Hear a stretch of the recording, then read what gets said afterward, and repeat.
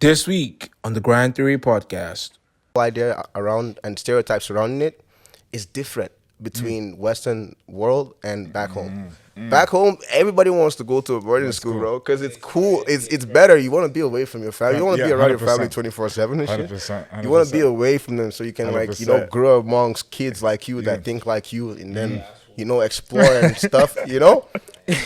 Like learn sports, play basketball, that kind of stuff. Because 100%. the reality is, when you're back home, like living with your parents and stuff, and being a day Rules, student, yeah. there's a lot of rules. There's a lot of monitoring. They just want to like make sure that they know what the fuck you're doing every time. Yeah. So it's like boarding school was the vibe. Yeah. So I went to a boarding school, and it was one of the best 6 years of my life, bro. Like for real. Would you say from? So I don't know.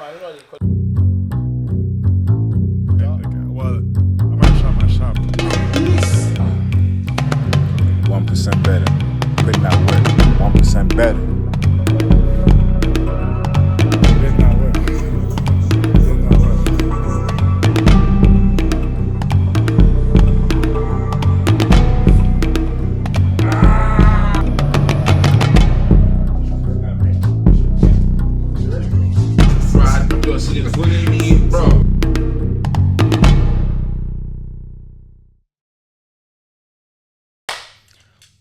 Boom.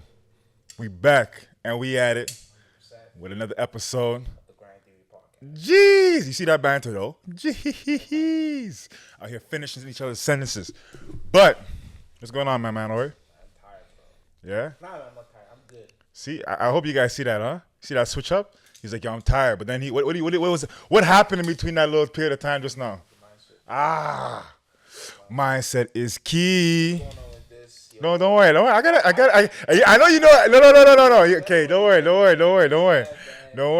I got something for y'all. Yeah, man. This guy out here is trying to look like Creed. You guys know in Creed, in the episode of Creed where he has the hoodie up and everything and he's running? I mean, no, baby, I'm like that, though. Have you seen what's under this, bro? Talk it ish. See, look, guys, look at this dynamic, right? I want you guys to look at all the episodes. Yeah. You see that I am complimenting, I'm boosting up Ori. What is no, listen. What does Ori do to me? I wish. Constantly. Yeah, with chest. I don't hide this. Constantly. Okay. They give no love. What's the point you want to say? I give you no love? I don't give love on camera, man. I got to roast you. It's a cold world out here. No, listen. They always be the ones closest to you. No, listen, see, it's the dynamic. One person has to roast, one person has to get the compliment. Why can't I be the person that roasts? Why can't you be the person? What do you want to roast me about, though? I got so much I haven't even said on the camera yet. So much. There's a lot to roast me about, but I just don't give a shit at this point. You know what I mean? Is it the hair? You can't roast me on the hair. I can't roast you on the hair. I don't have none. I don't have none right now. See, it's not the strength. You can't roast me on the strength. It's not the body. You can't roast me on the body. Maybe the only thing my body game is roast me is the beard. I got no beard, but I really don't care at this point. That's not like a key point. Yeah. The It's hair okay. I can roast you so much on. Like, you see, Don't worry. you see It's episode, check all the episodes. No one person not killed. wait. Listen, I've been without a hat. Okay, just Take it off. my head is cold, dog. What's Yo, cold? winter is coming. You know what I'm saying? Listen, out there is like, Listen, you said it's a dynamic, right? I'm the man who wears hats. You're the one who don't wear no hats. All right, that's a dynamic. We're gonna keep it at that. Listen, I don't have luscious hair like everybody else out here no more. You know. I don't need to talk too much. I have a picture. Don't worry. Bro, I need to delete that picture Shout off out the to internet. Boyz season. Yo, no shout out to you guys, dog. Guys, I got a screenshot. Listen, I went to the video. I screenshot that shit. I saved it, bro. It's on everywhere, man. yo, we got it. It's on my Google Drive. It's on my OneDrive. It's on my. Bro, I'm gonna crash your everywhere. system, dog. Just wait. I'm gonna crash your Listen, it's on system, the dog. internet already. Listen. It's on the previous episode. It's- bro. it's on the previous episode? Bro, it's everywhere, bro. Damn. See? Got you. You can't escape it, bro. You know what? It is what it is. Except with, I ain't ashamed. except with full chest. I ain't ashamed. Say I'm bowed. What's? What you gonna say? I'm low-haired. Nah, bro, you're bowed. I got short hair. That's what it is. Go middle spot.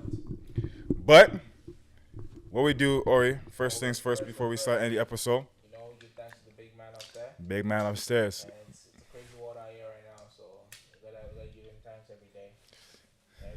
That's right.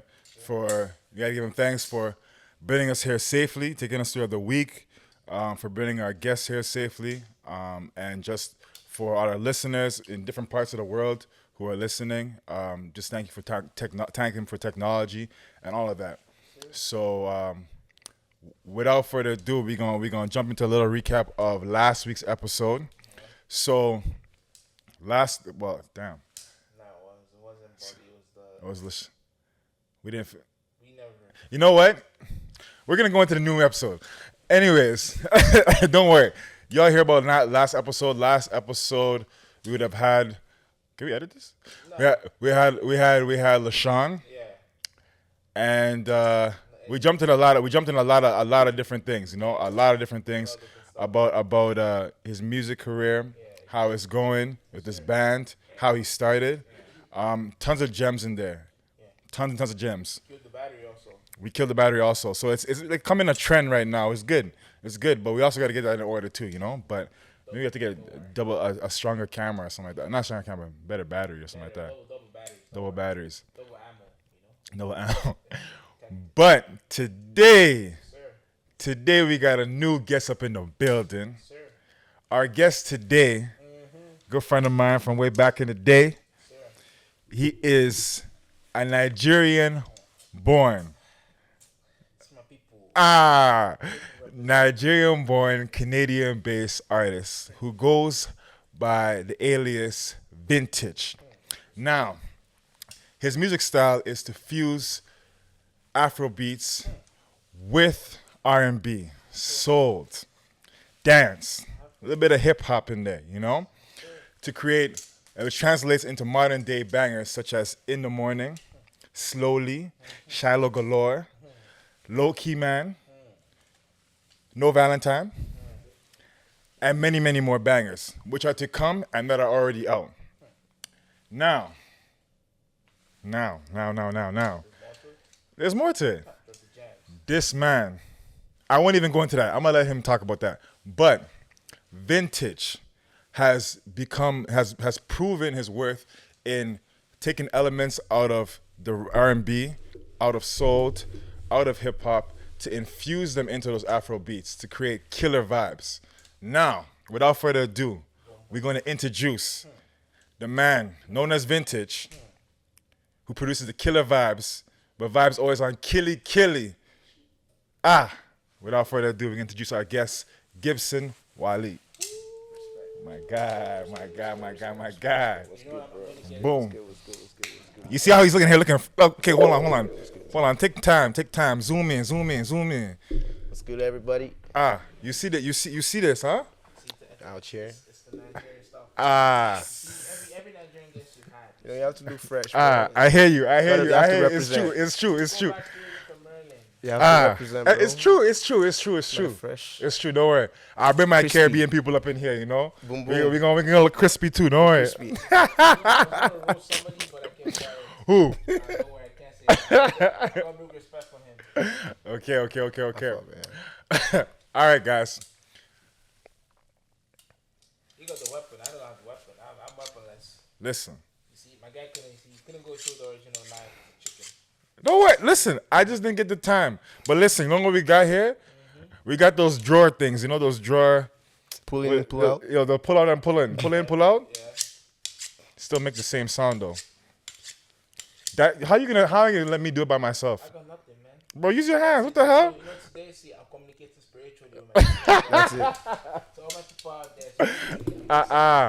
there. Spiritual. But you know what that is? That's dissection time. Yes, sir. Boom, boom. We're gonna dive into. Let's get it. Into my man here. Oops, I made a loud sound. All right. So, my man, give. bro. Yo, My guy. this is crazy. Tell us about. So, did you grow up in Nigeria? Yeah, I spent most of my childhood in Nigeria. Okay. I was born and raised till I was there till I was 17. Till 17? Yeah. Okay. So, tell us a little bit about how it was to go back up home. What's the environment? I know you and Ori are going to vibe off of it just because you guys are both Niger boys. Yeah, you know the vibes. Well, yeah, we were vibing away, but we stayed in different states. Different states. Okay. So tell us some of your memories, your most memorable memories, Yeah. some experiences that you had, and kind of how that molded you so far. Yeah. So I was born in this city called Port Harcourt. Okay. It's in a state called River State on the south side. Okay. Yeah, people like artists that have been like born and raised from there. Burna Boy, we have Timaya, people like that. Jeez. These are like big names right now. So it's like, my childhood there we live in a very small house. Like my family didn't have much at first. We're like 5 kids, 2 parents. And there was just 2 rooms. Jeez. So it was a small house. Okay. And it was like the setting was like this little village. They called it Rumukrushi. Okay. Yeah. It's in Port Harcourt. Okay. Port Harcourt.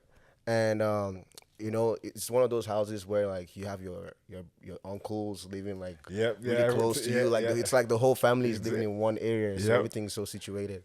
And the kids would just come out like in the daytime, just play games, hang out together. Our folks would go to work, and like when they're at work, we try doing some stuff that we're not supposed to do, because we know whatever time the time that they're getting back home, so we just know that at this time we gotta be home and stuff, Yeah. So like it was mostly just outside fun and games. Back then we didn't have like phones, like like phone games, like the most popular stuff, like technology stuff you will see would be like a Nokia, like Nokia phone. Those silver, games. those little silver ones that have little those snake and snake thing? games, the bounce, all I that remember, stuff. That was what most of our childhood remember was that like, game. bro. So it was like that was what it was, and it was actually really cool because back then you were better at socializing. You know, 100%. Nowadays it's like everybody's just on their phone, social media and shit. But like back then, I remember I had like real cousins that I would connect with. Like we grew up together, ate from the same pot, like the same plate, in the same room, like everything. So that was what my childhood mostly was like. And then I remember I used to listen to a lot of like R&B music. My dad used to play a lot of like Westlife, a lot of Backstreet Boys, a lot of like Celine Dion, all that music, Michael Jackson. Okay. So it was like all that. I grew up around music a lot. I was always around music, My dad would always buy like new speakers every year. Oh, really? Not because the old ones are bad, just because it's a new one, It's a new one. You know what I'm saying? And it's like the bass was always bigger, always better than the last one. Okay. So it's like with every new gadget he bought, I just wanted to try it out and just play new music on it, like listen to music more often. Even while driving us to work or to school, because he drove us to school for a couple of years before we started taking the school bus, Yeah. So it's like he always played like particular albums in his car, like, and we grew up just listening to that a lot. It shaped us a lot. I don't think he realized how much it did shape like our childhood. Because nowadays, like we sing some of the songs he used to play back then, and he'd be like, "How did you know that song?" I'm like, "You played it. You forgot you played the song when we were growing up." Like, so many songs like that, and it's like artists. He'll play like Nigerian artists too, like P Square from back in the day, 2Face, all those guys, man. Like we listened to a lot of them, so that was what most of the childhood experience was like. And then I grew up, got into high school, and then wait, hold on. back home. I have a question because All right. I know Ori's gonna ask it. What he's gonna ask? Did you go to boarding school? I went to boarding school, bro. That's why I'm like this, fam. Yo, the thing is, you see, boarding school here. What I find actually is that the concept of boarding school, the whole idea around and stereotypes surrounding it, is different between Western world and back home.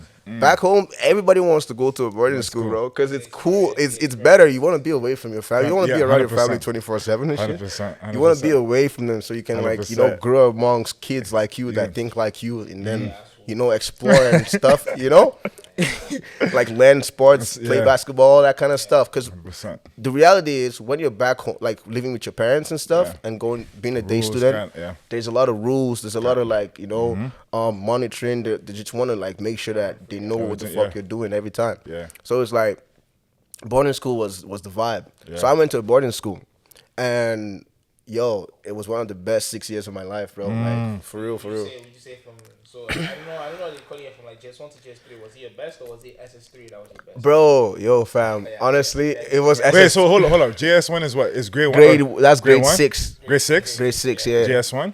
Then JS2, grade 7, JS3, grade 8, grade JS SS1, grade 9, SS2, grade 10, and wait, What's the final grade before uni? 6, 7, 8, 9, 12. 10, 11. 12. So It's 12. You have I to- think SS3. Is Sorry, grade 12. scratch that. JS1 was grade 7. Grade 7, Yeah, because they had like up to primary 6 or Primary so. 6, Yeah. So the JS1 was grade 7, JS2 grade 8, JS3 grade 9, SS1 grade 10, SS2 grade 11, and SS3 grade 12. See, so but you're in It's Okay. it's the same. It's the same kind of like because it's same classes, but it's just and kind of most the same. Learn the same Same thing. stuff. Yeah. It's just different names. They call it. Yeah. Because back home in the Caribbean, right after grade 6, you go to Form 1, Form 2, Form 3, Form 4, yeah. Form 5. But Form 5 is like after Form 5 you go to university. Like that's you take your CXC. 5 years. So it's Yeah. 5 years. Yeah. I mean, it's kind of different in almost every country, but like the same idea, which is The same idea. Yeah. one base where you're And going then- up, and then you go to like high keep school, stepping up. and then after that, then you go to uni. Oh yeah. Okay. Yeah. Okay. But what I wanted to know was like, because I know. Yo.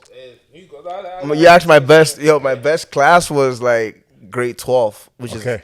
is SS3, right? He's Because a that's senior like the now. top. That's Yeah, the yeah, top yeah. notch. Like you're at the top, like And they have this thing, boarding school too. Like in Nigeria, bro, is really really fun because they have like inside games, inside like jokes, and inside like inside like rules that nobody breaks.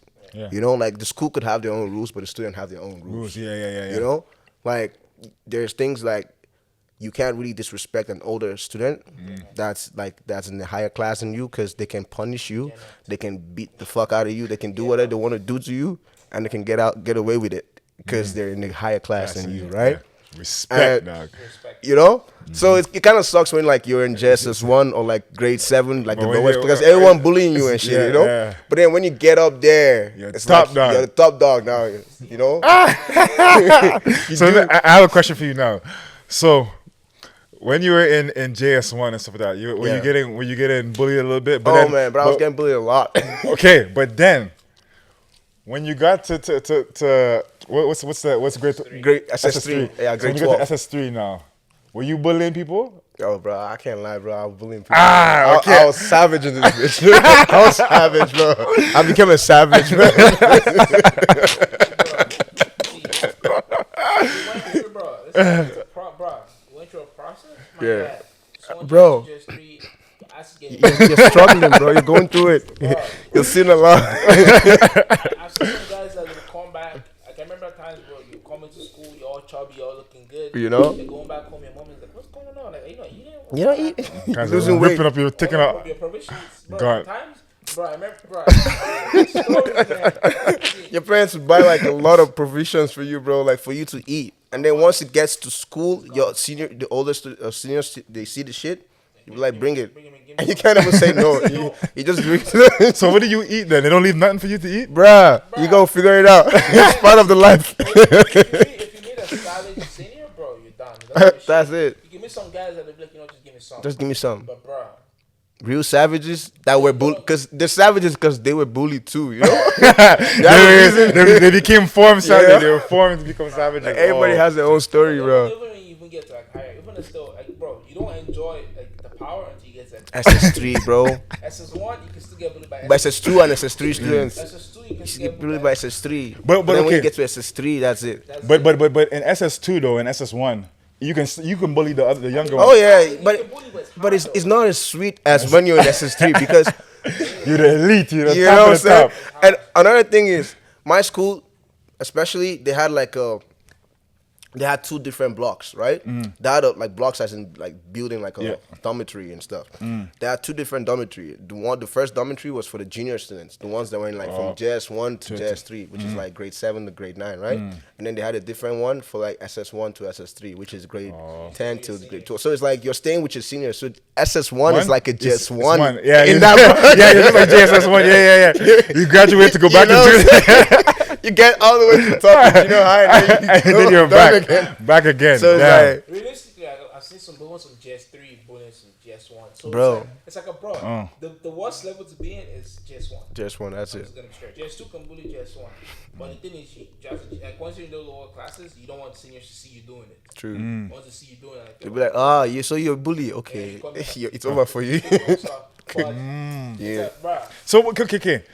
is there ever exceptions where like a SS1 can bully like a SS2 or SS3? Bro, like, unless you're big, bro. unless you're like if you're big, like But if they catch you, you're dead. dead, bro. You know what I'm saying? Because it's like I'll let you go. they have cliques too. You know? okay, Like, okay. Like the SS2 student you're trying to bully could have their own clique that they'll tell about the shit and they'll pull up on you. Oh. Once the only way you can bully that person is if you catch that person one-on-one, you know? Yeah, one-on-one, And you're bigger than them. I've seen situations. I remember one of my boy, Peter. You know? I'll call him out. My dad, what did he even do? I think he whooped. I think he slapped a senior, whatever.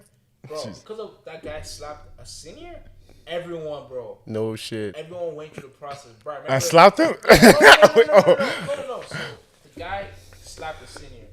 So everyone in my set in that hostel was like, bro, we went frog jump around the hostel, went around, bro. Though each person has a different punishment for him for slapping the person. So no. I'm not saying he did it, bro. He did the punishment. Everyone, so I did it too because No, of oh, because of him. Oh, because of him. Oh, every one of us. bro. You know what they call that stuff back home? Bro, I used to hate this stuff. What they do? Frog jump? No. What they do is like, if one person, like say one person make a mistake or do something in class, right? Bro, everybody, and what they say?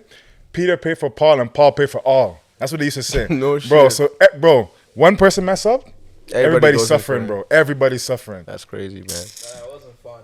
And then I remember about memories, man. Every time I talk about memories, Yeah. belt, bro. Oh, man. Get whooped. Bro, we got whooped a lot, bro. Here it's illegal to whoop a Yeah. child, right? But back home, it's normal. Oh, You do some stupid shit, you get whooped. bro, I've been whooped so many times Bro. in my life, bro. They got a point. I was whooped so many times, I got immune to it. I Bro, wasn't feeling this shit no bro, more, I wasn't bro. feeling Hey, nothing, yo, bro. I was lay walking down. into those, like, I was walking into those licks, Sorry, bro. you're not feeling nothing, bro. Trust me, I know what you mean. It builds you up though, cause like low key, if you think about it, like okay, if you're back home from JS1, you start getting ASU, JS2, JS3. Most of the time, SS1, you kind of get used to it. You already. get already. You don't feel it. I mean, if you're like the gold by JS1, by that's in JS1, if you're getting whooped like every day, bro, you get used to it. Yeah, 100%. Body adapts, bro. Like Body's my a powerful school, thing, man. It got so bad to the point where they're like, you know what? We're not whooping nobody no more because we know you guys are not feeling this shit. Instead of that, we just withdraw you from sports. You're not doing sports no more. You're not doing this no more. You're not allowed to do this. Damn. You're not allowed to do this because we know you're gonna feel that. Yeah. But you won't Yeah, I feel feel this when you thing, get this whooped. thing, Like, yeah. that's a real punishment. Mine was punishment, bro. Like, bro, they get you doing some weird shit. Like they don't whoop you, they get you doing stuff, bro. Kneeling and walking on road. Damn. Jumping like around the field.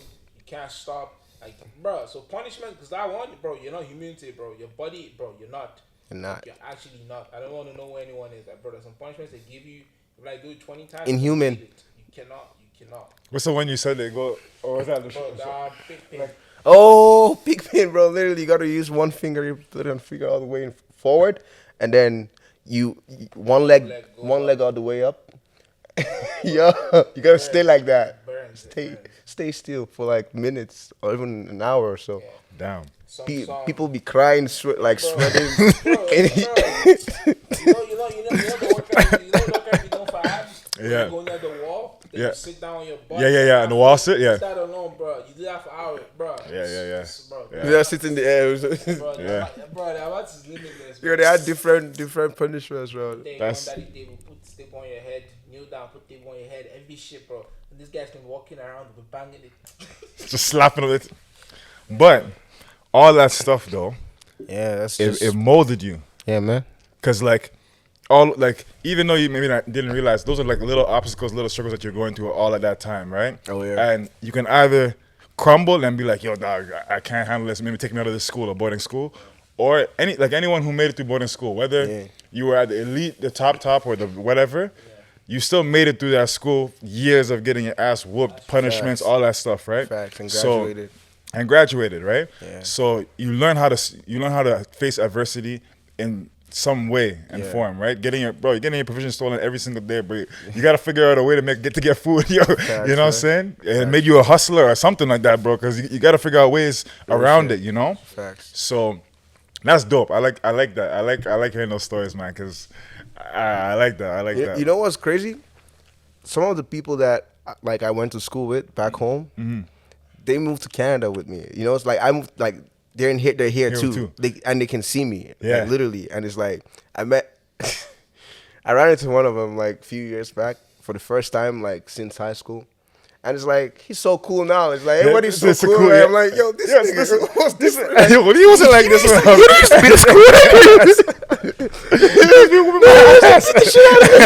Because he was like in, so he had like so many classes ahead of me. Yeah.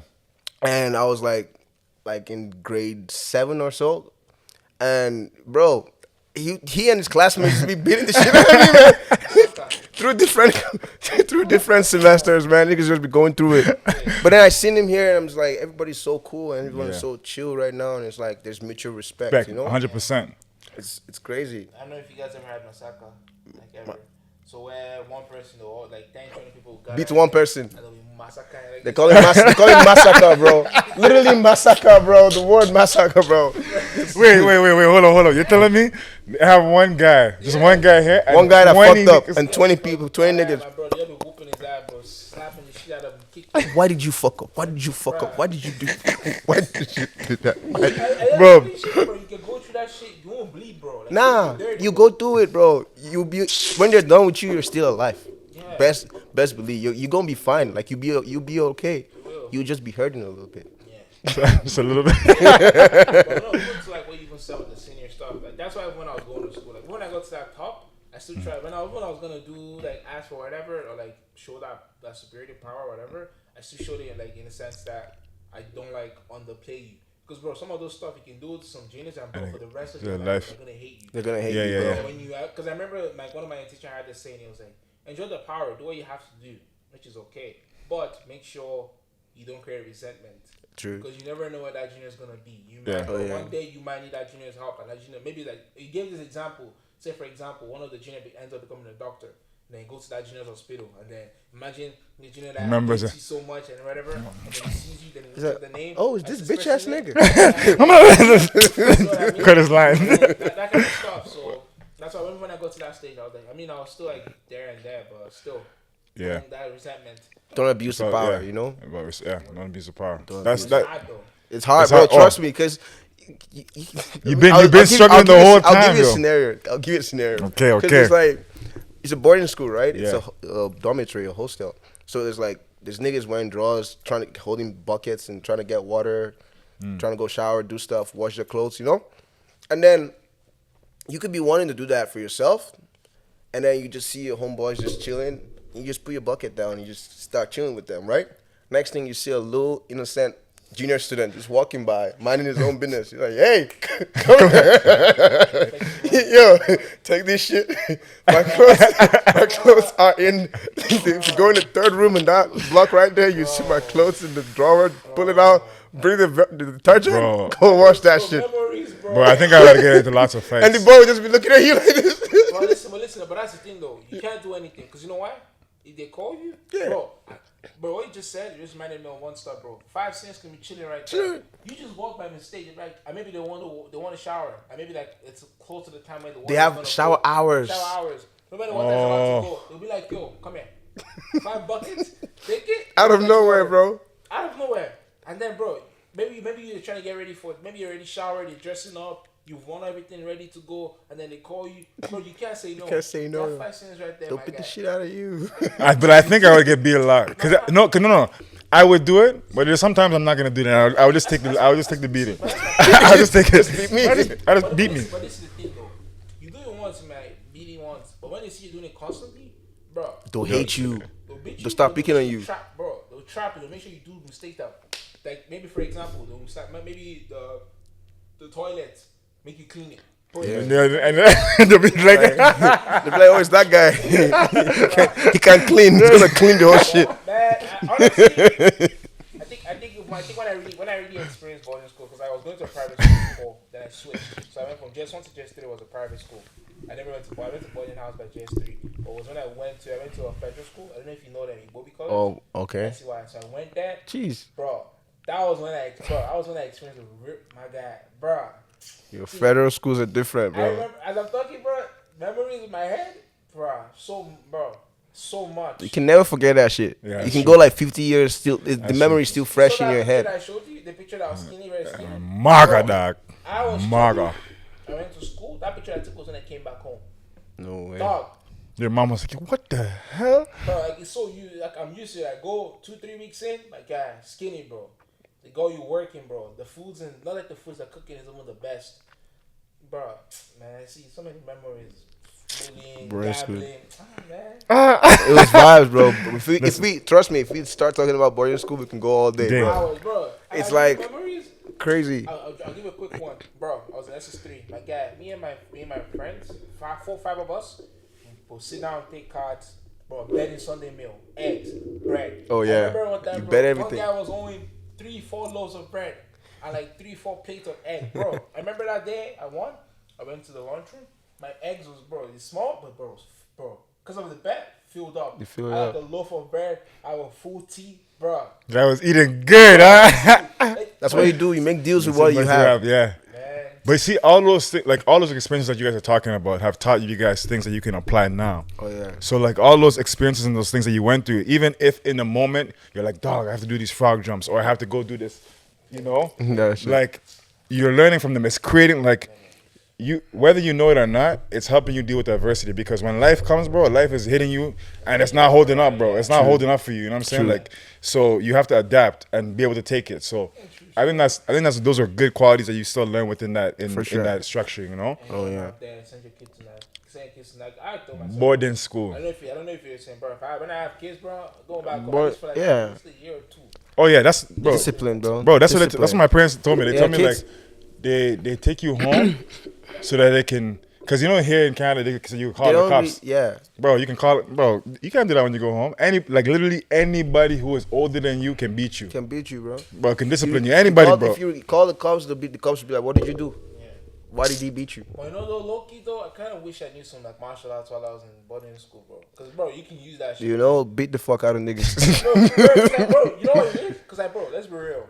If you whoop, like, the strongest senior, Yo, That's what I was saying. your ranks, you go up. But the thing is that, bro, you can whoop that person, but they can gang up on you, bro. Let's just be real. But imagine that 5 bigs, bro. You whoop the strongest one, like you whoop his shit. Imagine I put him in a submission choke, and then my guy, and he passes out, and he's made a scene it. Okay, I might get it with like a week 2. Maybe the guy's scared, bro. Yeah, fine. Shining, bro. It might be when I'm sleeping, bro. I'm not sleeping, and bro, the pour water is massacring you, bro. Yeah, bro. And the thing is, when they're beating you with revenge, like for revenge, it's different from when they're just beating you from like just some random shit bro. you did. They're beating you with the intent to hurt, like to almost kill you, bro. Like Heartless. anything can happen. Heartless. But it was fun, though. Honestly, It was vibes still. going through it wasn't the funnest, but bro, those shit were like great, bro. It made you smart, bro. Yeah. Like, Yeah. bro, I'm just experiencing. I don't know if you've had it too. When you guys, I don't know if you did like jumping fence, Oh yeah. bro. Where I remember one guy. What was it? I can't remember what happened. I think it was seniors came in into the back, but you had like a big backyard. It was showering and everything. These guys came in and they were like, "Oh, trying to like my sets, chasing everyone, bro." Some of my boys Jump defense, boom, bro. Quick. Just like it's 2 steps. 2 Boom, seconds. Boom, boom, you're out. Boom, boom. Out. Man, memories. Vibes. Too much. Just Ah. too much. No movie, bro. So, how did you now transition from Nigeria to Canada? And what was it like? Because did you come here by yourself? And like, what was it like coming here as a new student? Because I know that's a struggle as also too. What about you, Yeah. Tyler? So the thing is, my dad always had this plan for all his kids to like school abroad, like in different countries and stuff, because he always believed in Western education. Because he didn't go to like his parents didn't put him through like school like that. He had to, make sacrifices and put himself through. So he told himself that he's gonna make sure all his kids are gonna be set, go to Respect. good schools and all that. Respect. So it was like, right from high school, he told us that we're all going to school abroad. Like he told me I was going to school in Canada, study medicine.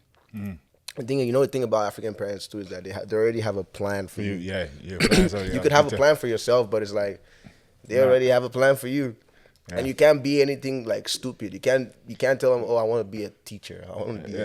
I want You have to to be. be. You gotta be a medical doctor, engineer, lawyer. You know what I'm saying? All that stuff. You gotta be either of those 3 things. So it's like me, because I was naturally good with the sciences. I was a science student. So my dad always wanted me to be a medical doctor. You know, he would always be telling me about it. You know, asking me, yo, like, when are you gonna start? Like, you know, telling me about medical school stuff. Like you gotta be, you know, interested in that. So after a while, we started looking into like schools in Canada. I have a cousin here already that lives in Spruce Grove. So we made connections with her, looking at schools here in Edmonton, you know, for nursing. Well, he initially wanted medical school, but he didn't know how the system worked. Yeah. Because you can't just finish high school and Go go straight straight to to medical yeah. school. You gotta Yeah. go through a whole process. Yeah. So he was like, okay, so what's the next best alternative, you know? Well, she was like, okay, so there's still other options. There's still like stuff that you can, you know, get opportunities to work with doctors and learn from them. There's jobs with nursing, you know, like respiratory therapy, all that kind of stuff. So they gave me those options. I looked at all of them. I was like, you know what? I don't really like any of this shit, but Yeah. the closest to Yeah. what I can really like, you know, do, Yeah. what I can actually see myself putting my mind and my heart into, nursing. I picked that, and then we applied. And why nursing? Like, what was it that drew you to nursing? Nursing, I just you know, back then I'd watch like shows about shows that have nurses in it. Yeah. You know, most people would just watch like Grey's Anatomy and be Yeah, like, yeah. okay, I like this shit. Like, Yeah. this looks like a fun kind of job. Like, and it looks very interesting too. Like, Yeah. there's different scopes in it. You can get to work different places with different, you know, background of people. So I just like that, and I just like the whole idea of like, you know, medical like health stuff, and I wanted to do it. So we applied. I got accepted to school, and then I got my visa, right? I flew to Canada by myself. I remember the day I left Nigeria. It was so emotional. So, Yeah. you know, my mom, yo, bro, yo, African parents, man. Shout out to African parents, bro. This, Where? you know, you guys are too much, man. You guys are too good. We love you guys so much. My dad was trying to be a hard guy, you know, trying to Just be so like, tough, he's right? like, Yeah, So so- ending that when is he actually leaving? You know what I'm saying? He gets there. he's like, Yeah. Gets there. So through the whole time, he didn't really talk like about like, yo, you know, we're gonna miss you. It's just like, yo, so you just don't forget what you're going here for. Stay Yeah. true to yourself. You know, he spent like he talked to me, bro, like every day, like for 5 days straight before I came, before I flew. Let me guess. Like a week before your flight, you couldn't go anywhere. Oh my god. Like they'll make sure that they have you like on lockdown, bro. Like You can't go anywhere. can't it's tell your like friends nothing like you can't that. really tell nobody like that you're traveling. You can't really go nowhere. You can't really go out like that because they don't want you. Because in their mind, like someone could know and would want to do something Sabotage you, yeah, spiritually to sabotage Got it, you, yeah. to sabotage your destiny. You Go know, out when you go buy something, car hit you. you know, Like really, bro. you know what I'm saying. Like they don't want to hear any story at all. So it's like you're not going anywhere. Just stay home. So that was, bro, like for like the whole week, I remember staying home, just, you know, with the family, spending time with them. And if I were ever to go out, it would be for stuff related to that I'll need for my travel. Yeah. So like we only went to places like church, you know, to go meet the pastor Interesting. and pray for me. Yeah. Went to places like my grandmother's house to go meet my grandma and tell her shit, goodbye. yeah. Yeah. Like, you know, people that mattered and that we valued and stuff. So then the final day, we got to the airport. It was just me, my grandma, my dad's bro, and my mom, right? And everyone is like, you know, like holding, like, you know, feeling kind of like not really sad. They're happy and sad at the same time. You know that kind of feeling where it's like they want you to go, but it's like it's hard for them. Yeah, it was like that. And my mom, I see my mom like looking, like, you know, like teary eyed and all that. My dad was in the back, like just Hard like man. a hard man, like, you know what I'm saying, bro. So I remember leaving, and my dad was the last person to stop like staring. He was just standing there, still staring. I was thinking he was not like he was gonna like, you know, like cry or something, but he didn't cry. But then my mom told me that like when he got home, he was like feeling down, feeling like. Yeah. And I'm like, yeah. Why didn't he just say something? You can't show it. African parents, bro. Like that. No. Dads especially, bro. They're My so dad is like hard. that too, yeah. They don't show weakness. Yeah. They don't even show emotional. Like they don't try to be emotional. But I never seen my dad cry my whole entire life. Never. In my You life. know what it is though? I think is they're trying to build like that strength in your own self, like not to just get emotionally like weak. Yeah. Which I know in Western world it's like Bro, it's the reason why many niggas are like this right now. Like we can't even show emotional Yeah. weakness to our significant significant other, bro. Yeah. Can't really show them That's like, true. oh, I'm hurting or I'm weak or But you some know, shit. like there's the plus and there's the downside. True. The plus is that, bro, out here, bro, no one really gives a shit about you. Facts. So you gotta it kind of builds accustomed to that. Kind of builds you, but then it's also like the balance of it. Like you can't show like properly like communicate like Yeah, you can't communicate your True. emotions. Yeah. So True. there's like the plus and there's like the negative. Yeah, true. So, I mean, like imagine this: like if you have a kid and then during like time of like when you're meant to be like strong, hold the family down, You're because, being- like, you're weak. You're crying. Yeah, true. Yeah, I seen the look. Yeah. So like It's like you need someone else to cry on, exactly on their so, shoulder. Like, there's the plus and there's the negative. Like True. like sometimes like in the house if stuff is going hard, like the family should come to you and like you should be the shoulder they can cry on. Facts. But then also when like everything's getting to bro, there's a lot of guys out there that bro, they have so much in their head that bro they just want to break. True. But because of the customs, like stay strong. Yeah. Facts. They So, gotta keep it all together. There's a plus true. and there's a negative. But in my That's person, that's just my person. Hopefully we don't get cancelled for this. Because topics like this is very like you can't really Sensitive, like, yeah. It's sensitive, but like Yeah. my personal opinion is as long as it's balanced to it. Facts. When you need to let your emotions out, let it out. When you need to like toughen up, Toughen bro, up. You gotta toughen up, man. Like straight up. You just I think gotta know when. Yeah. I think it depends on how you deal with it too, right? Because like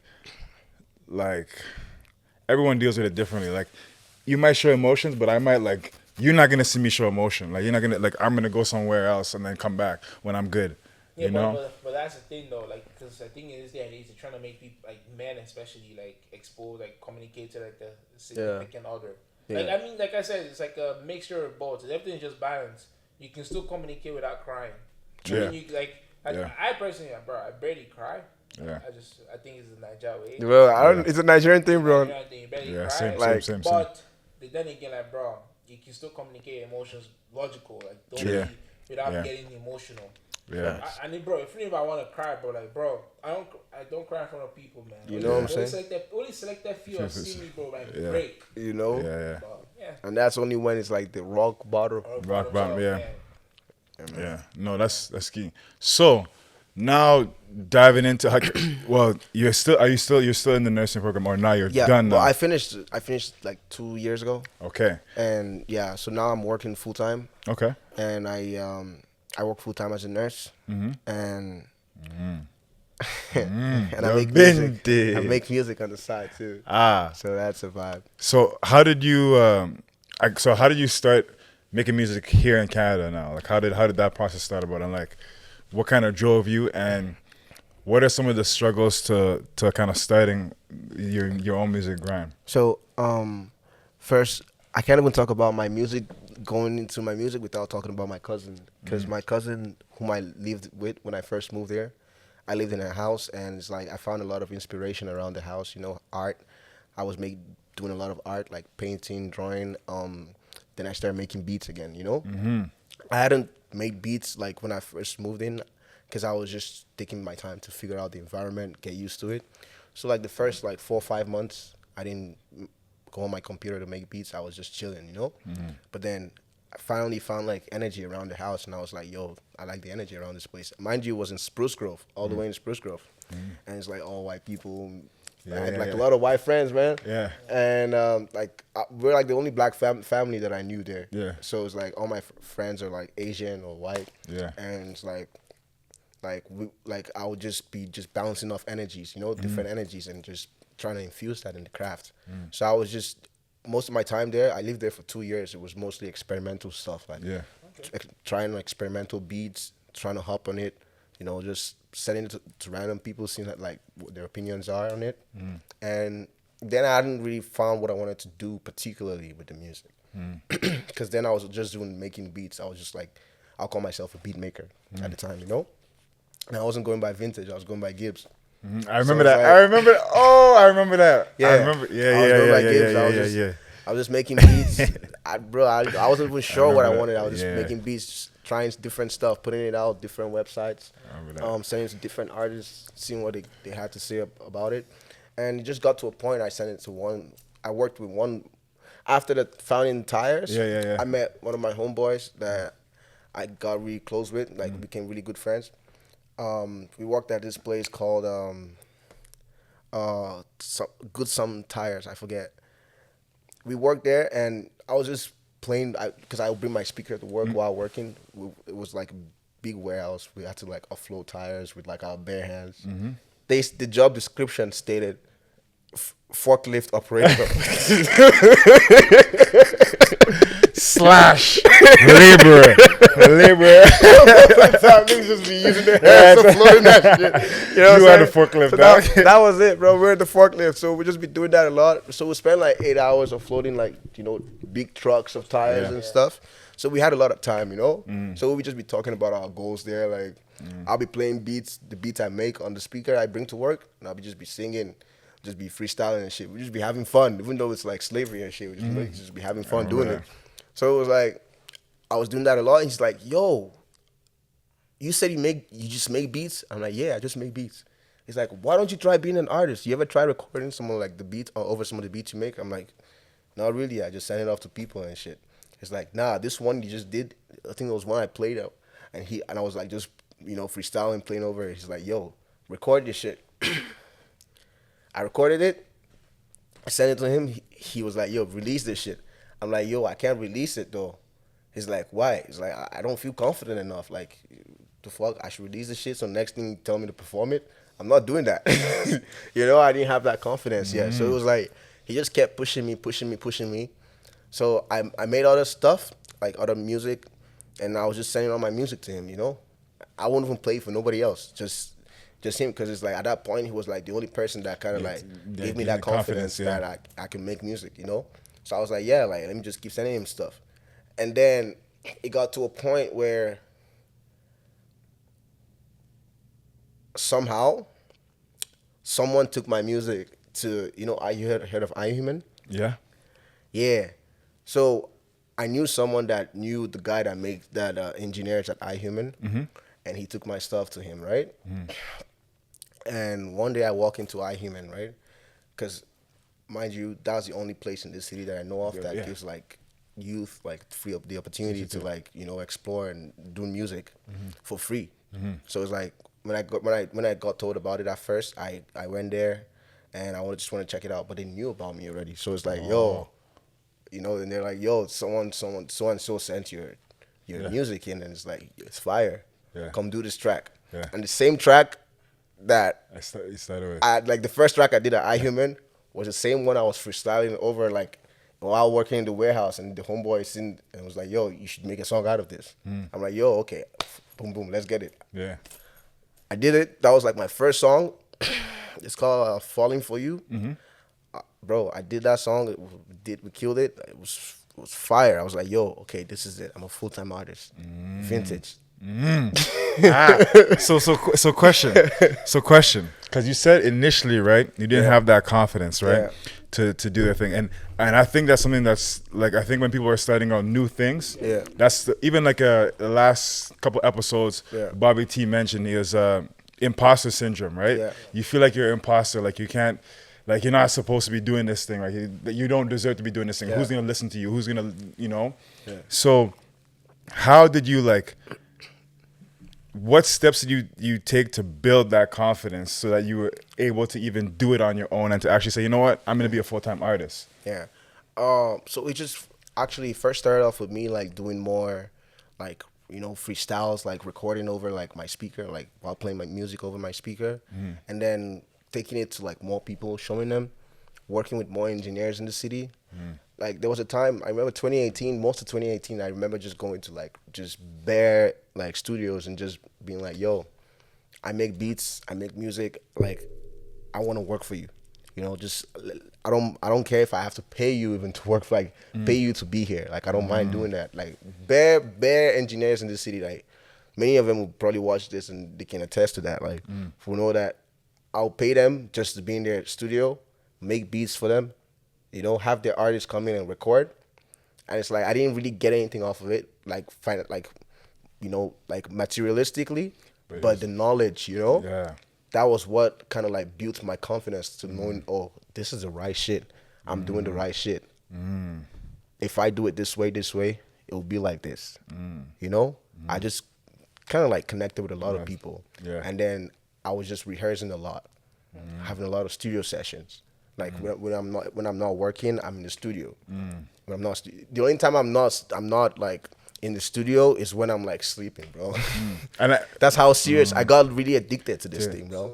I like that. You were learning and then putting it into practice. I'm putting it into practice. Putting The same back to back. Like even when COVID hit, because that was one of the biggest like depressions of like the whole phase, because everything was going like good with the music, and I had a big project to drop right before then, but then COVID hit. I had to re-strategize, so it's like when that happened, I was still like working at like different like spaces like iHuman. I'll go there, like try doing live shows, just to boost my ego, to boost my my confidence, and know that I can do this shit. I did a couple times, like different places, and it's like free shows. You're not getting paid shit, but it's your time, and it's like why you're doing it, So it's like all those things that I did, all those gigs, just helped me boost my confidence and boost like my knowledge and experience in this thing, bro. So because what I'm taking from what you said, something that I really like is that in order for you to boost your confidence, you have to just start and keep doing it. Even if like you have to keep doing it, even if you had to pay to get the opportunities to do it. You know what I'm saying? To do it, right? True. And you had to network with different engineers to see like, okay, building your network to see, okay, what can I do? Because even I'm assuming that even from networking with those different engineers, they might have give you like 1-2 tips. You're like, okay, maybe do this or do that, right? So you're building a network. You're constantly rehearsing. You're actually applying what you're learning from the engineers or from yourself. Lots. All the time. You're doing shows. Like, you must get better if you keep doing that stuff, right? And that's building your confidence. You're like, I performed a couple shows. Like I can do this. I can at least come and do this song right now. Exactly. Or I can do this, or I can do that, right? So like, I think the one of the big things is like you said, just starting, or like just doing it, just keep doing it, Exactly. and like putting yourself, like you created the opportunity. You didn't just wait for it. You're like, you know what? I'm gonna do this thing. I'm gonna go meet these engineers, even if I have to pay them. I'm gonna do that so that I can get better. Exactly. And like you said too, so it's something that you're passionate about. Like I know that you're passionate about it because we worked. That was like what? Bro, I have to age myself right now. That was more than 5 years. That was before I went to Halifax. That's before I went to Halifax. Shout out to my boy Alex too, dog. Hey, my guy. Yo, we worked at Fountain Tire, man. I remember. We worked at this place. Real slavery shit, bro. Bro, like for real, bro. Remember when you were sweeping? You was like sweep. Bro, I got bro, we had to sweep. We're moving tires by hand. Bro, it's a big ass warehouse. They're making you use broom to fucking sweep this bitch. And it's dirty, bro. It's dirty. Bro, anytime you sweep, it's just dust everywhere, flaring up. Bro, sweep. Bro, I remember Gibson sleeping and with Scott, bro. Scott used to be following this man, bro. Scott was the general manager, bro. I be sleeping, this guy's following me behind, following him, bro. I stop, he stops, bro. I move, he moves. I'm like, what's this guy doing, man? This guy had it out for him. But on the job offer, bro, it clearly said forklift. That's how they get y'all, bro. Forklift operator, yo. And you come doing manual labor. And bro, but the thing is that the thing that I have a lot of respect for Gibson is because, bro, I remember like so many things he's improved in. Like, bro, we didn't have no car, bro. And we're driving my bro. That car, it laughs at you before it starts. It's like, yo, today, bro. It's like literally, I had the button to press to move the gears. Nothing. Gone, bro. And that was the only way we had to get to work. But it was taking us to work. And then I remember when Gibbs used to be, you were making beats at this time. And I remember you used to say, it's Gibbs on the it's Gibbs on the beat. Yes, Gibbs on the beat. I remember that shit. I remember. It's Gibbs on the beat, bro. That was my former tag. Former tag, bro. Really? Back in the day. So like I can see like I see the progression, and like, bro, I remember you telling me about this stuff that you wanted to do from there, bro. Because I remember we were all like-minded. Alex, you, and me. Everyone had their own thing going. We had their own thing going. Alex wanted to do his own thing. I wanted to do my own thing. I used to come to work with notebooks, bro. I bring my notebook. I be writing in my notebook. Shit. These niggas just be on the forklift. Bro, just I be writing on my notebook, bro. You know what I'm saying? Like, working on that like, shit. what is this nigga writing? For real, bro. For hours. That's what I'm saying. So, like, bro, I've seen so much progression, so I respect it because I know it's not just something that he just said. It's a passion for him because, bro, in order for you to do something like that for years now and to be excelling, it's a passion. I'm not gonna put myself out here and come to the podcast if it's not a passion for me. I'm not gonna bring my time and talk to get like I'm not gonna do that. So Takes passion. the passion, bro. The passion is what I see that like drives you to keep doing it and keep getting better. And like there has to be, like you said, when COVID started, there was like a little bit of a depression, right? Yeah. Oh, yeah. So how did you kind of like? I guess that was a struggle that you dealt with. How did you deal with it? How did you overcome it? And what did you learn from it? So prior to COVID, I didn't have a home studio. I used to always go to like iHuman. That used to be my #1 spot to record at. I'll go there, lay down a lot of tracks, make beats there, do everything there. You know, mix and master everything there. But then with COVID, they had now limited hours.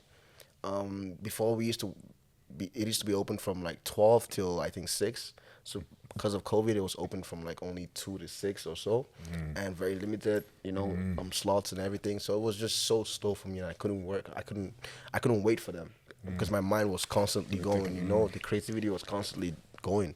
So I was like, you know what? I have a good job. I can save up some money. If I work these many hours in a month, I can save up this amount of money. I can put it down to get these gears, you know?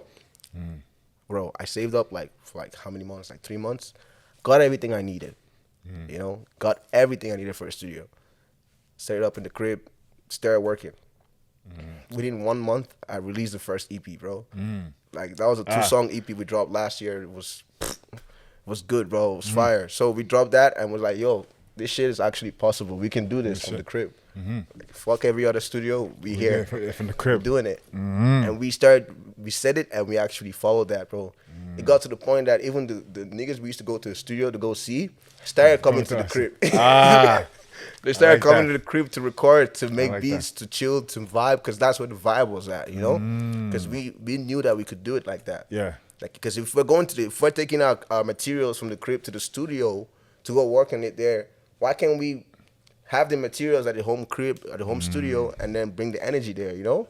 So we did that, and it's been working. So that solved the problem for sure. And the only thing that kind of like still got affected by COVID was just the shows right now, you know? The restrictions, all that, you know, having to be, you know, what's it called, vaccinated before you can go out and, you know, do stuff. It's just really hard right now. So how do you think you're gonna try and adapt to handle that? So for sure, because like, you know, motherfuckers still have to do shows regardless. I've tried doing virtual shows. That worked. That was good. But with places opening right now, despite the restrictions, it's like we had to see the numbers of people getting vaccinated and still willing to go out first. So we seen that there's a lot of numbers, a lot of people that want to still go out, you know, that are like vaccinated and want to still party. So it's like we have like a show tonight even, and bro, all the tickets are sold out. It's sold out. So it's like you're gonna have to stand outside and watch. Just stand around. COVID really ain't got shit on us like that, you know. It's you know, it's on other people's neck, but it's not on ours. We're stepping on its neck instead. So it's different. So like that being taken care of. We have another show tomorrow. We have actually 2 shows tomorrow. Back to back, like Drake. Tonight we're gonna be at 117 Lounge. You know, turn up till like 3 a.m. Tomorrow, then we have Power Lounge and Miss Lounge. Okay. 2 different spots. We're doing it there. And yeah, it's gonna be big movie, bro. Big movie. The missed one is the one people are coming, bro. People are pulling up, bro. Okay. You know? Okay. Yeah. Oh, Shout really? outs. 1st October. Shout out to Nigeria. Yo, big up Nigeria. Big up. 61. Big up Nigeria 61. Big up all my Nigerians out there, yo. Nigeria people. guys are gonna be turning up tomorrow. Jeez. You know, so y'all know where to be. This episode will drop too late, but you Just should have been there. Just know we had you in mind. Yeah, we had you in mind, though. We had you in mind. We know. No, okay. Good shit. So yeah, bro, like it's not really affecting us like that. Right. Like it was last year. Last year we couldn't do shit, like because there was a real lockdown. You know, last year there was a real, like, you can't even Yeah. Places are not even open. Yeah. But now it's open. It's just a restriction Sure, as to sure. who can get in. So you have to adapt. Yeah. But that's the key thing though. See, like I think that's like also a mindset thing too. It's like you can I think COVID shows I'll be careful how I say this, but I think COVID shows who is gonna be like the pretenders from the real. You know what I'm saying? Oh, like, yeah. because it's either you find a way around it or like it's not gonna work, bro. It's not gonna it's one or the other, right? Like if you're really passionate, you're really trying to do your thing, but you have to find a way. This is that same. Where there's a will, there's a way, bro. Like if you really like, okay. Like you said, okay, you can't maybe do shows in person right now, but okay, you tried virtual. You know what I'm saying? You got like, if you're really passionate about it, you're gonna try and find a way around it, right? And that's what I think. I think COVID is like a terrible thing, right? Having to be with what's going on, but at the same time, it helped a lot of people like really realize like, yo, you gotta grind or you have to make something for yourself. You can't be depending on other people. You gotta like make your shit happen for you. Create your own opportunities, all that stuff, right? So I really like that you did that, you know what I'm saying? Like I like that you're like, you know what? Nah, bro. And like you discover something about yourself because you're like, yo, I can still make this shit work. You know? Even when shit is not going my way, you know? So imagine, bro, when restrictions, everything comes back to normal, restrictions are lifted, bro. You're moving. It's a movie. Going crazy. You know what I'm saying? That's it. No, I like that. So question that I have for you is, so far in your journey, what would you say are the biggest lessons that you learned? Give me like the 3 biggest lessons that you learned so far. 3 biggest lessons. Number 1, bro, yo, you gotta stay humble, man. Hey, yo, like, I know Ori likes that one. That humble stuff, like, it's a big cliche. It's easy for that to be just taken as a light, big cliche, but it's also really real when it comes real, bro. Because like you can step into any room and just have a really big ego and have it to the wrong person. Someone that could uplift your life and make it a whole lot better, you know, in a snap of a finger, you know? So it's like, I've been in those situations where like I walk into a room and because I'm humble, it just accelerated my whole process and just took me to some next level that I wouldn't have been on if I wasn't humble, you know? I like that. So that being humble takes you a lot of places, man. Another thing is just knowing the right people to click with, because your circle matters a lot, eh? Hey, like that determines where you're going, bro. Dropper. Literally, because it's like, look at anybody that's big right now. Look at any Burna Boy. His team is his family. You know, Whiskey, bro. All these people, there's a reason why, man. There's a reason why, because your group, those are the people that influence you as well. You know, it's like their support matters to you a lot because it's like these people are gonna do whatever it takes to go above and beyond for you to make sure that your art, your music is getting there. You know, my circle right now, I have 2 of my homeboys, actually 3 of my homeboys that are like my family. You know, Dave, Kawavia, and Merrick. I make music with big up my boys, you know. Shout outs to them. We have this group we call Tad Bros. Tad Bros, okay. It literally means talk and do, bros. I like that. We call it Tad Bros. I like that. They talk and do, you know. Like we say things that we want to do and we follow through and we always achieve it. Literally, like all our goals that we set for ourselves, we're achieving each of them one by one. Like, you know, we're just doing big things and it's just happening for us. So yeah, like these people in my circle, and it's like they motivate me a lot. Every day we want to do something new. We want to have something that we've achieved. You know, we set goals for ourselves and we do everything humanly possible to achieve all our goals, bro. Trust. Like even all my music videos, bro, like these guys have had my back. You know, there have been times when things is like looking so bad and it's like almost not possible for this video to click. But then, you know, the support, the presence, the energy just moves it and makes it work out. So your circle matters a lot. That's huge. That's true. And the third thing, I guess, just being true to yourself, man. Being true to yourself, your music. That's something. If you're fake, bro, the fans, the people that listen to you will catch it out. Quick. Easy. Very easy. Very easy. If you ever try being fake to yourself or fake to anybody around you, or like fake to the art, it's gonna be cut, bro. It's gonna come, like yeah. if I come out now and start rapping about guns being like a killer, that's not me, bro. Yeah. Like It's not I have good, a yeah. different story to tell. Yeah, I have a different vibe, a different kind of energy to send through. Yeah, You yeah. know, because people see that stuff and they're like, "Oh, that shit is cool. I want to be like that." And many artists, just many rappers, hop on that vibe.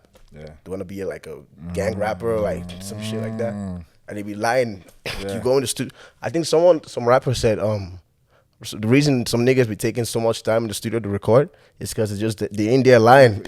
Yeah. They're lying. They're lying. That's not their lie. Yeah, You don't yeah, really know how it works or what yeah. happened, how those kind of things. So they're just lying, bro. You gotta very be true. true to yourself, man. That's and very then it's true. gonna come. It's gonna click faster. Yeah. That's you just dropped gems. Niger gem dropper. Listen. Oh, go ahead. So I have something that this is more towards like my Nigerian people out there. Mm-hmm. I don't think anyone actually, because I think we talked about this. Was it no after the last episode? So when it was me, you, and Deshaun, yeah. So I'm a Nigerian man. So how did you like? Do you plan to go full time in music or are you full time like? So like, Very you soon. love nursing and Very soon. how did you come? I'm this close. Does African back home? Do they know? Nah, I ain't telling them until it's fully done and it's like And making making sense. You know, because I remember there was a. Okay, my parents didn't used to like the whole idea of me being a musician, an artist, because of like What comes with like the What comes with it. the lifestyle that the they lifestyle. associated with it. They Yeah. said drugs. A whole lot of artists have died. They feel like, artists just die because of the influence and all that. I'm like, over time, that whole stereotype and mindset has changed. Yeah. And it's due to like some of the success they've seen. Because before when I was saying, oh, I want to do music, they weren't seeing no music videos. They weren't seeing no professionally mixed songs. They weren't seeing people supporting going above and beyond to like grown ass adults doing above and beyond to support my shit. It's like it gets real to them. They're not seeing like show money. They weren't seeing all that stuff at that time. But then when they start seeing all this stuff gradually, my dad is my dad now tells me, okay, just be safe, okay, just make sure that you're not doing drugs. As long as I think it was after the show when I was talking. Like, I would say African parents, I think most parents, the moment they see that you're making something out of it, it doesn't matter what it is. They're like, okay, as long as you're safe and you're staying out of trouble. But I think I think that's the biggest. I think that's a big thing with most parents, like even Caribbean parents, right? Like, the thing is like, they want you to have a better life than they had, right? And you have to understand too, something that I realized like a lot later in life is that like recently is that, bro, when your parents had you, they were young, bro. Like they were still young, you know what I'm saying? Like they were still kids, bro. Yeah. So like they were still thinking and Early understanding 20s. themselves. Understand themselves. So now as they get older, they see like, they can see things differently, you know? They're like, yo, okay. That's why they're trying to be harder on you. Exactly. Right? That's what they're trying to, because they want you to be safe, but they don't want you to make the same mistakes that they made. Right? And that's something that I'm noticing more now. Yeah. But as you get older and they see you like really pushing yourself into your passion, they're like, oh, okay, like this is something that he's really passionate about and he's actually excelling at it. Yeah. Yo, okay. Let them be. Let them be. It's like a respect thing almost. It's like, if you're not doing nothing for them to respect, they're not going to respect you, bro. Facts. You know what I'm saying? If you're like bumming around, like, bro, they're not going to respect you. If you're doing something that they actually see you passionate and doing it, they'll be like, okay, okay. Real.